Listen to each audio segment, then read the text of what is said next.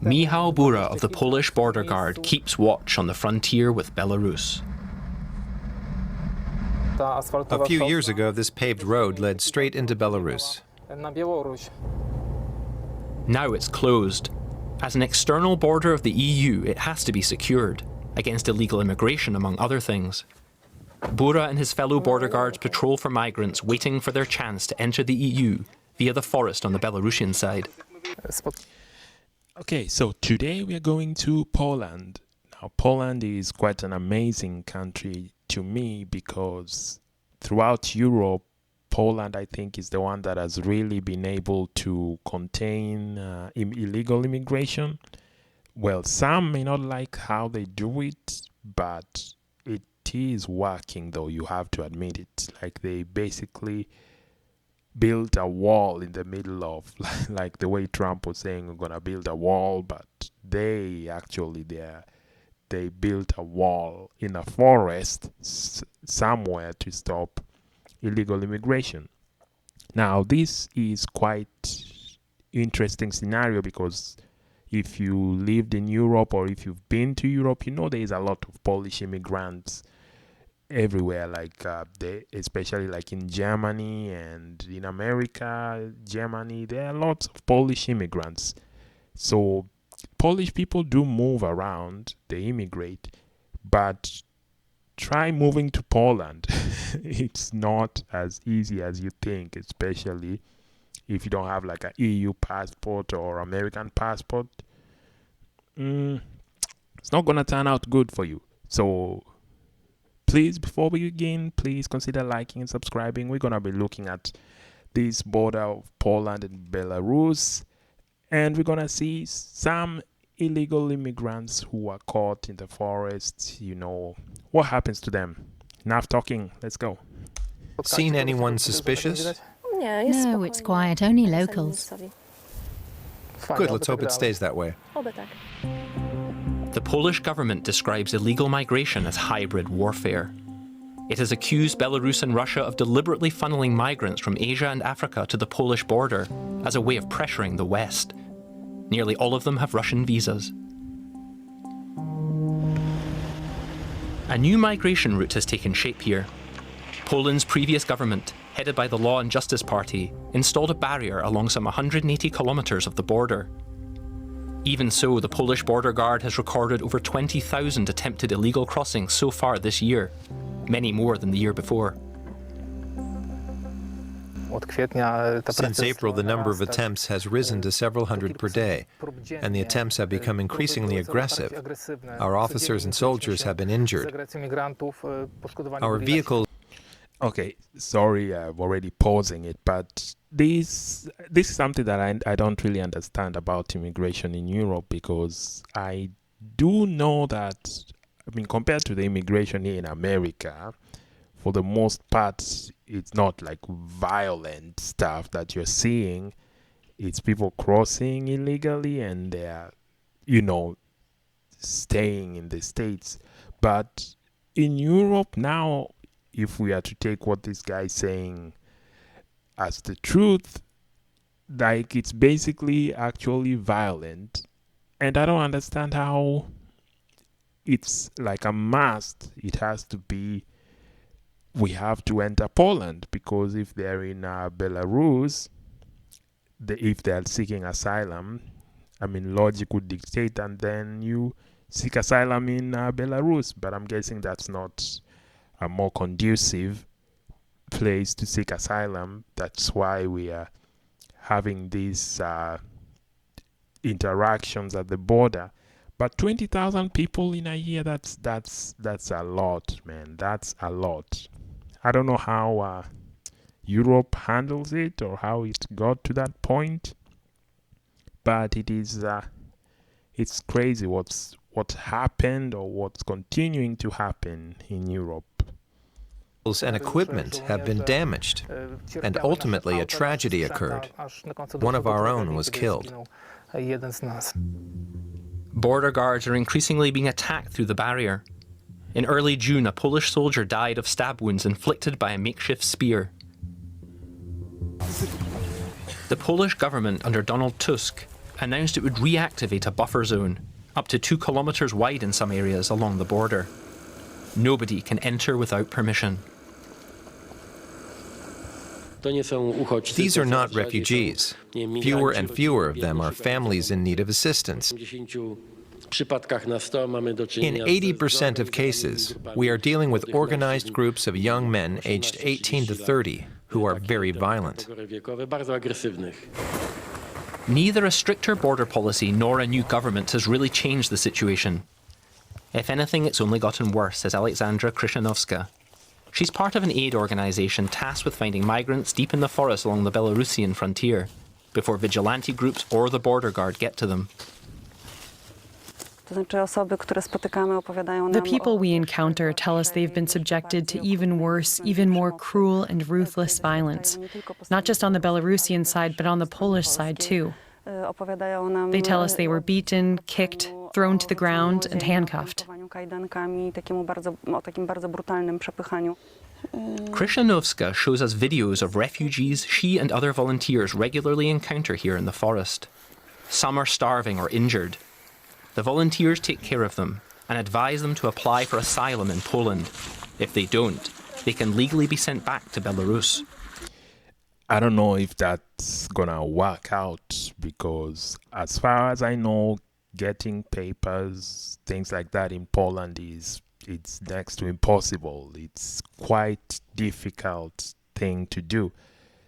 But what I don't really get sometimes is, well, I myself, I am an immigrant, but in America, and what I don't get is how so many Africans, I am African, how so many Africans decided to, just go through Libya and this very dangerous trek, paying thousands of dollars to end up in, I don't know, in this case Belarus, fighting Polish guards to enter Poland, which is, man, like, at some point, does it not register to you, like, okay, maybe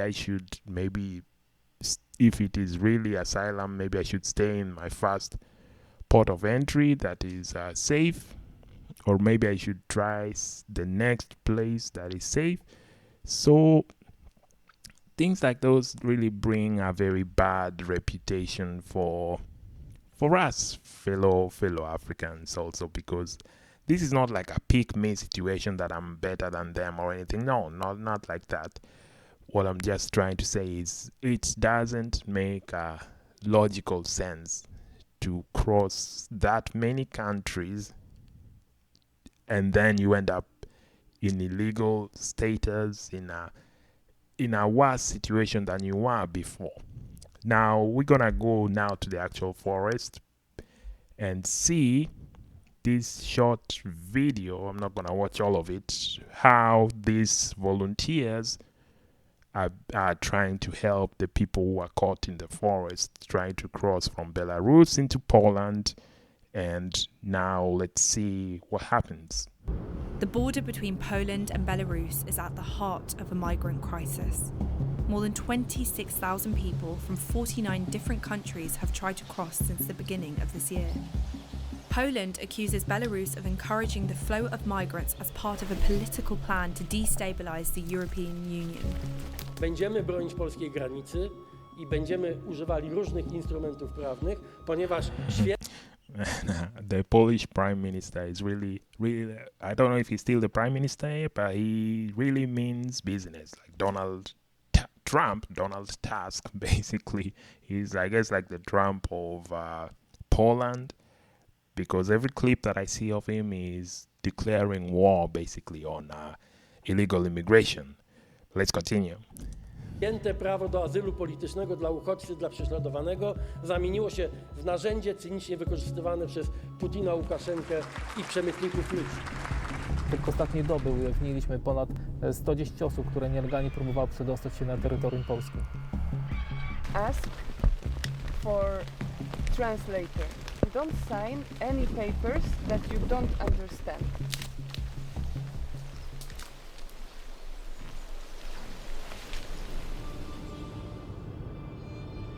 It is 5 a.m, and after receiving a call for help from 2 Ethiopian migrants stranded in the forest, volunteers from a humanitarian organisation called Asylum are on their way to find them.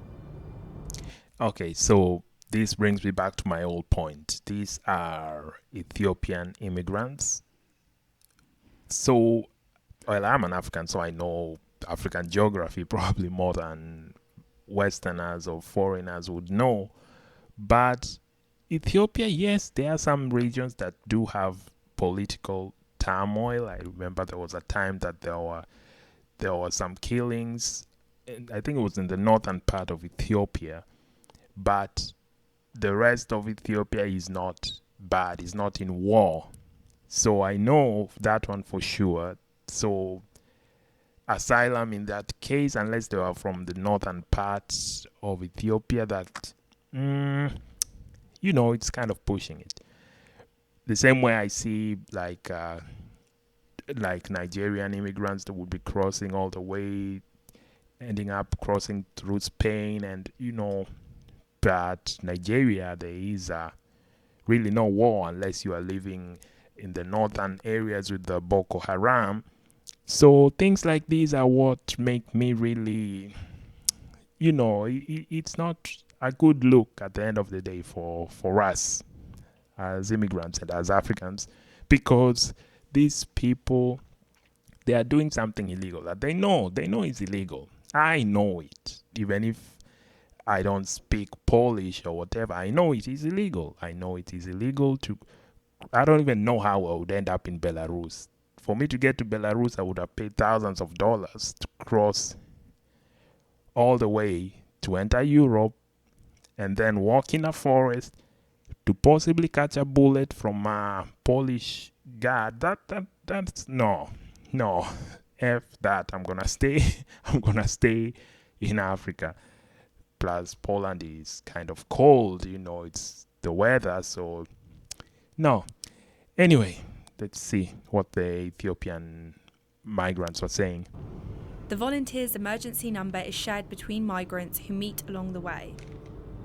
If they manage to cross into Poland, they share their location pin and wait to be covered by dense forest and swamps. Migrants trying to cross into Poland experience multiple pushbacks into the Systema, which is a stretch of land between the two countries referred to by some as the death zone.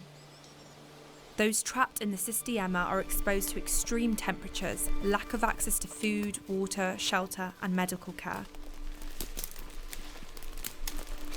EU countries have a shared responsibility to welcome asylum seekers in a dignified manner, ensuring that they are treated fairly and their cases examined following uniform standards.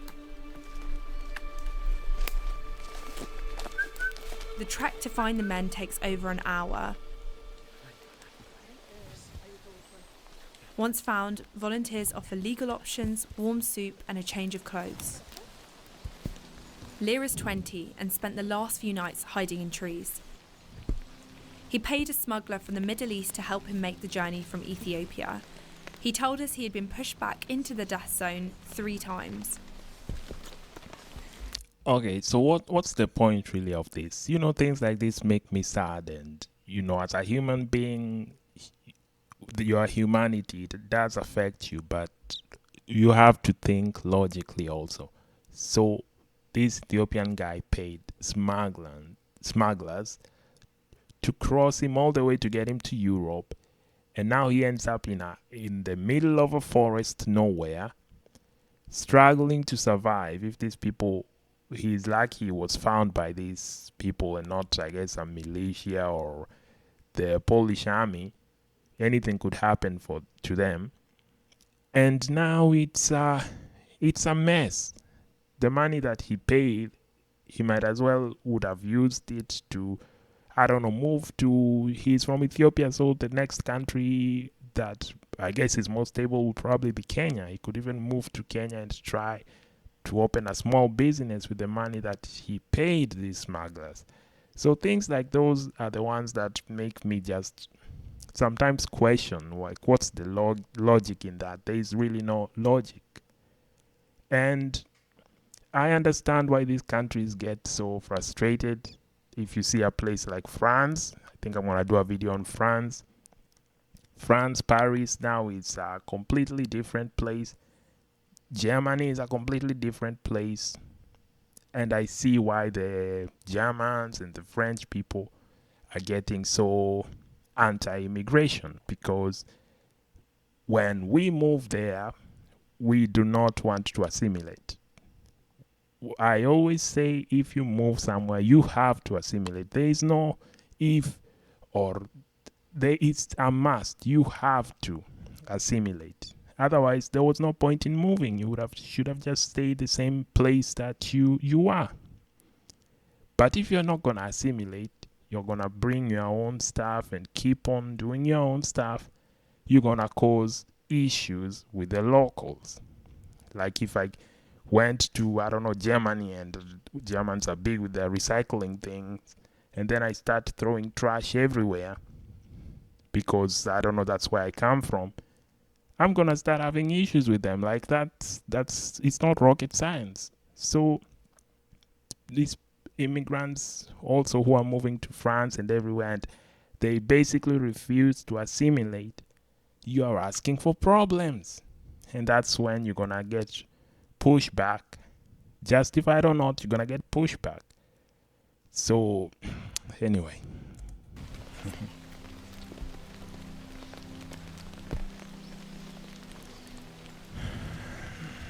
The other man, Binion, said he had been pushed back into this no-go zone 7 times by Polish authorities throughout September. Okay, that's it. I don't even think I'm gonna finish the video. It's that I get too frustrated. It's too much. It's too much. I know Poland is great and all, but 7 times, like, you're trying, you get pushed back, you try, you get pushed up 7 times, and you know, even if you make it, you're gonna have to face the Polish guards head on. Either they're gonna put a bullet in you, or you're gonna be arrested and then deported or sent back. So what's the point? Like, what's the energy in that? What's the energy? Like, can someone tell me, or am I don't just get it? Maybe I don't get it. Maybe they're thinking I'm a smooth brain or something, but I don't get it. I really don't. If you're trying that many times and you're getting rejected, you have to get a clue. Like, okay, maybe I try somewhere else, or maybe it's not made for me. Now you're in the middle of the forest, freezing half to death. Like, if it is not for these other people, you'll basically be dead. Man, it's too much, man. I think African leaders, we have to do better. We have to do better to make our countries not this bad that people think that they have to do no matter what, life or death, just to get to Europe. And then when they get to Europe, they realize, well, I effed around, and now I'm finding out, because now either I'm going to catch a bullet, or I'm going to be sent back, or I'm going to end up in prison, or I'm going to end up in the streets homeless. It's just terrible overall. Please consider liking, subscribing, and share on all the networks. Oh my goodness, all the networks! Wow! All the networks!